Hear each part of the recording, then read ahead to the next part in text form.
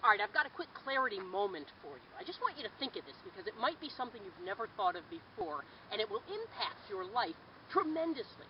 Okay? I'm just at a typical playground baseball diamond, and I want you to think about this. Any baseball fans we've got out there? If I'm in the major leagues and I'm hitting 300, where does that put me in the realm of major league hitters? I'm one of the best. If I'm hitting 300, I'm one of the greatest hitters ever to play Major League Baseball. Top athletes at the top of their game, and I'm one of the best. But if I'm hitting 300, let's flip that number for a moment. How often am I not hitting the ball? 70% of the time.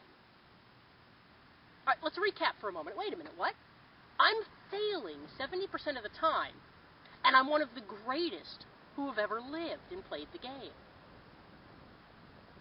You know, you've probably heard it dozens of times before. It's not how many times you fall down, it's what? How many times you get back up. I want you to think of that analogy. There are dozens of them, especially with sports. The whole concept is you're not going to win most of the time. But that's often worth the times you do win. Now, Thomas Edison was asked one time, how did you sustain your motivation when you were trying to invent what we now know today as the light bulb? He had documented thousands of failures.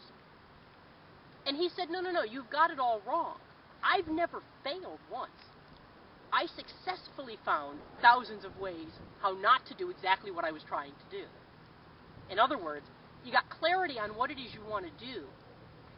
Failures become stepping stones. They don't become obstacles. And all too often, what stops us in our tracks is, something went wrong, something failed. Well, it'll never work, and we walk away from it. Think about this for a moment. If you know anyone who's successful, whether you know them personally or know of them, and whatever successful means to you, I guarantee you, those successful people have failed more times than any failures you know have. Here's to a great 2011. Stay inspired.